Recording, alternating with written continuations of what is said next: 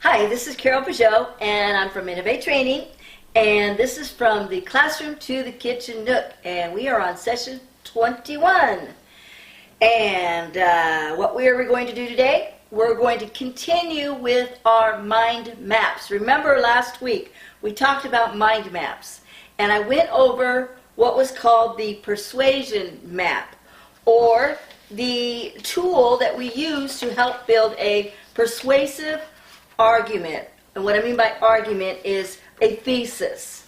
And this can be used for, again, writing a thesis or a speech, or if you're going to do a debate. This would help you with those in those components. So let's do a little review of what we talked about last week. We talked about mind maps, or also known as, do you remember what that term is? Graphic organizers. Those are the two main terms, but there's other terms too that we talked about.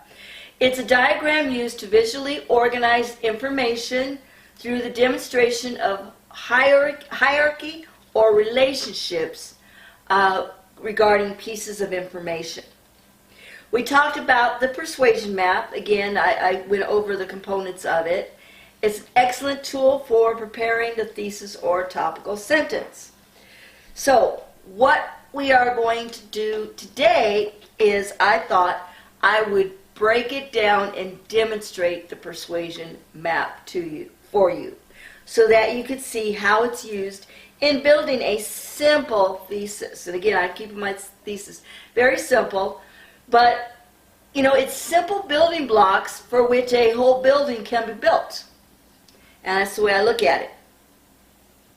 All through college, especially college, I used this tool to help me create my thesis statements to kick off all the papers that I had to write for whatever topic.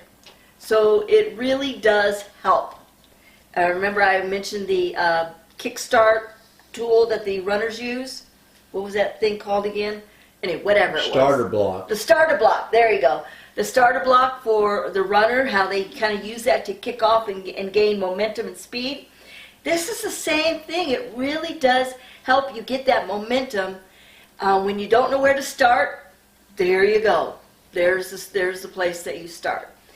So today I'm going to go through and go through this persuasion map and help you to demonstrate how it works.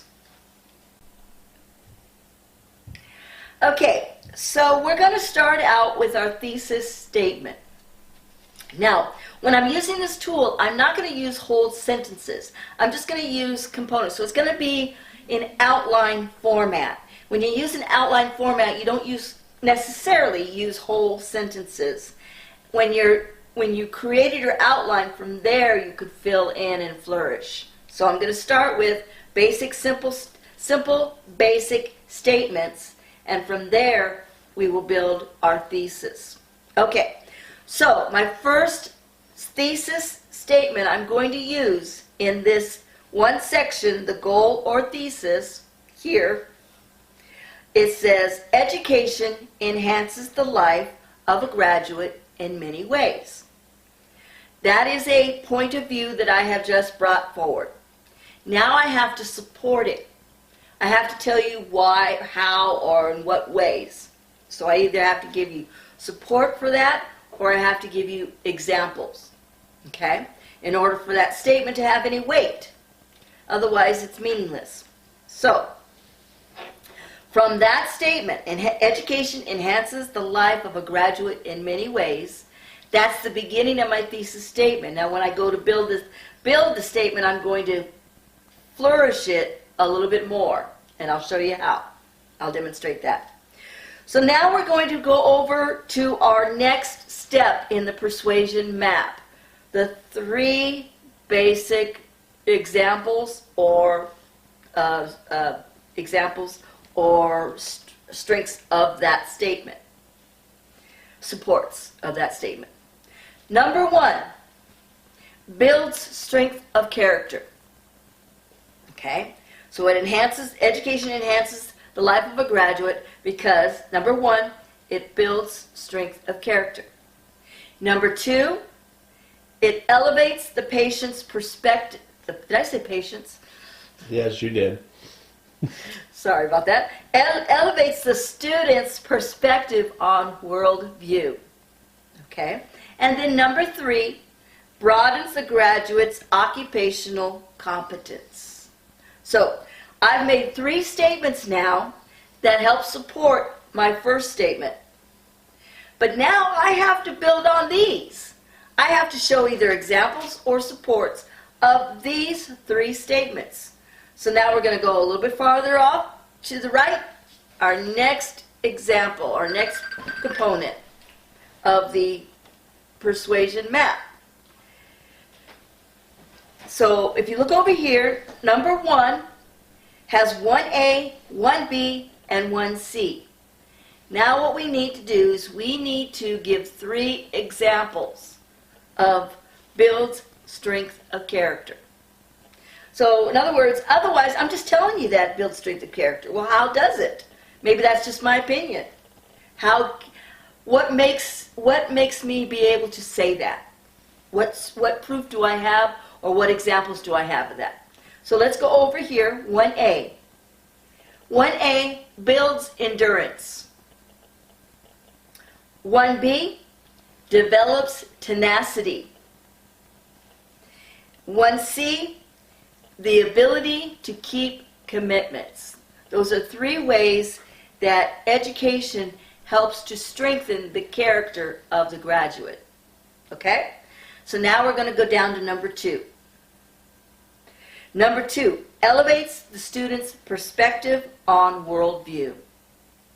Okay? So think of it like this. Oh gosh, I wish everybody would get the chance to read Flatland. It's a really excellent book. It's about a two-dimensional character.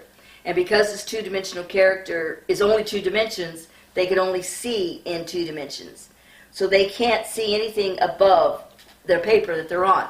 But anyway, it's an example of how if you can't see beyond your perspective where you are now, you won't get a full view of your worldview. So education helps to lift you up a little bit and let you see beyond your current situation. That's what I'm trying to say. So, I have to give three examples. So now we're going to look over here, 2A, 2B, and 2C. 2A, it elevates the student's perspective on worldview because, and again 2A, you learn about different cultures. 2B, creates a teachable mind. And then 2C, it moves the student beyond ethnocentricity. So there are three examples, three ways that education elevates the student's perspective on their worldview. Okay? And then let's go back to our three examples. Number three, broadens the student, or broadens the graduate's occupational competence. So, go over here. Number 3A, 3B, 3C. I got to give three examples or three supports. 3A, fosters the graduate's confidence. A confident person is more competent at work. 3B, provides tools for conflict resolution. And then 3C, honors the graduate with accolades. Again, you have a nice diploma or degree or certificate or whatever to put on your wall, but also on your resume. So, three examples. Now from here, I have my outline for my thesis statement. Okay? So my thesis statement, of course, is going to be more than one sentence. It's actually going to be more than one paragraph. I'm going to create a thesis statement. I'm going to create three paragraphs that are going to support this paper, and from there I'm going to launch into further examples. But at least, again, I've now kick-started into my thesis. So from there, I also decided to put a little twist on the negative. So what it is, it's a way of addressing the opposite, the opposing viewpoint. So I know that many people in today's society tend to downplay education or call it worthless. So I address that because you know that it's going to pop into the reader's mind. So I address it at the very first. So I say, even though, and again I'm building on my outline here that I've created, even though education is often downplayed in popular opinion, a completed education enhances a graduate's life in many ways. Now you see how I took that very basic thesis statement and made it into a full sentence. And enhanced it, flourished it a little bit. Not too much. And the next sentence, I'll start using the three basic supports. Education builds strength of character. A graduate has built a great deal of endurance, tenacity, as well as the ability to keep their commitments. Okay? So now I just dealt with number one. The next paragraph. Education also elevates its students' perspective on worldview. Students often do deep studies on different cultures and customs. A student also becomes more teachable to new concepts because of the new knowledge. Most importantly, education moves the student beyond their own ethnocentricity. And then now I go on to the next paragraph. Education broadens the student's occupational competence. Education fosters confidence, and a confident employee works more productively and efficiently. Further, employees with conflict resolution are able to be more successful in the workplace. Finally, education honors the graduate with accolades of an accomplishment, which is a valuable reward for a job well done. So you see how I got all of that from this basic outline. So think of it as a skeleton. This persuasion map helps you to build the skeleton, and from there you can flesh it out and whatever works. I mean, you'll have a first draft. I call it the rough draft, and then you might even have a second draft. You may even have your instructor pre-read it and give you feedback, and then create your final draft. Always use spell check, of course, and use the grammar tool, but also, help brush your grammar skills.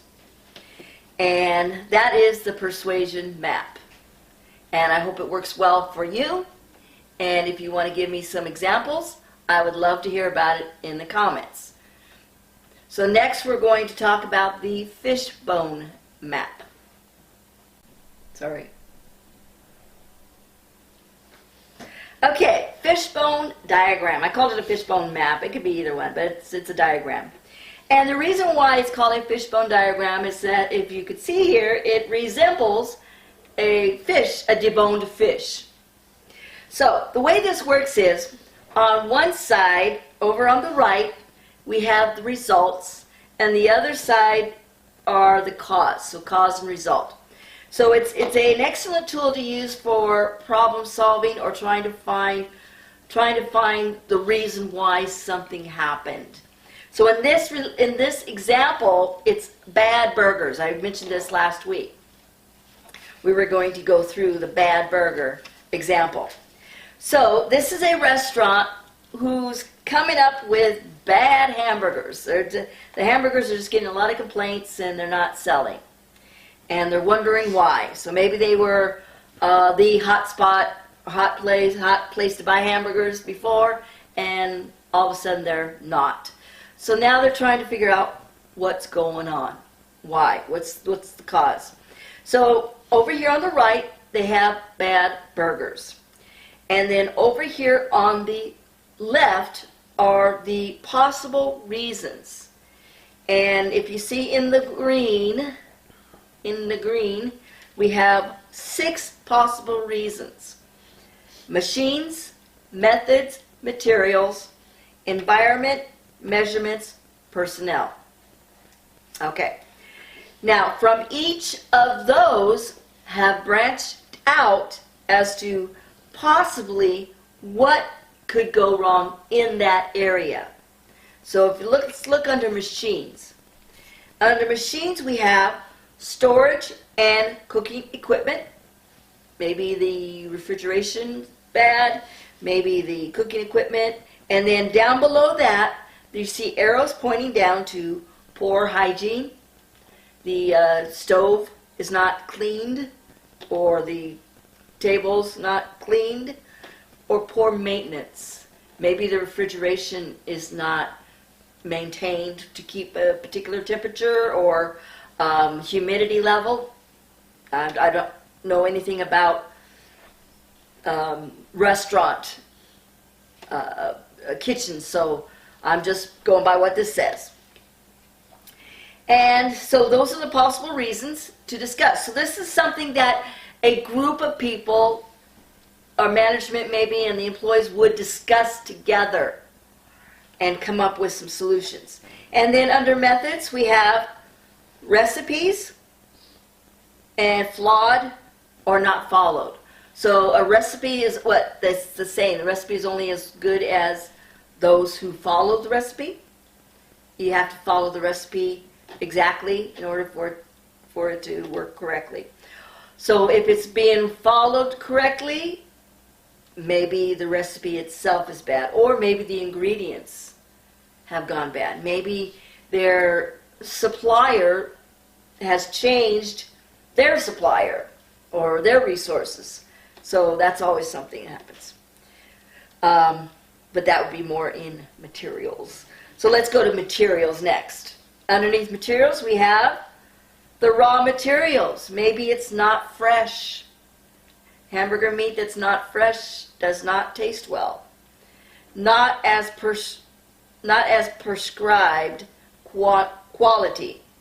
So maybe they're saying that the meat is 85% and it's more like 70%, fat and meat content. Or unhygienic packaging. So those are the materials. Or like I was saying earlier, maybe they changed their suppliers and changed the materials altogether. Okay, so go down here, environment. Possibly too hot will impact quality of food. So maybe the kitchen is too warm. Humidity also affects the food quality, so maybe it could be even the weather. Measurements, incorrect quantity, and then personnel. And this is where they always start, isn't it? Personnel, mishandling, unhygienic storage, insufficient training on how to cook and store. And that's usually where it's at. But this is an example, and you could probably think of many different scenarios that you can use this cause and effect. Now, it doesn't seem to give the answer here, but it gives possible causes of the problem. And from there, I imagine the group can either discuss what, either rule out or rule in whatever the problems are. So that's the fishbone diagram and the persuasion map. When we come back next week, I'm going to do one more week on mind maps, and I'm going to talk about a couple others and show you the example of the murder mystery, the one I'm using for the murder mystery, which I'll show you, which will be fun. So this is Carol Peugeot with Innovate Training, and I'll see you next week. Bye-bye. Hi, this is Carol Peugeot, and don't forget to subscribe, to like, and to hit that bell because we got a lot of good stuff coming. All right, see you next time.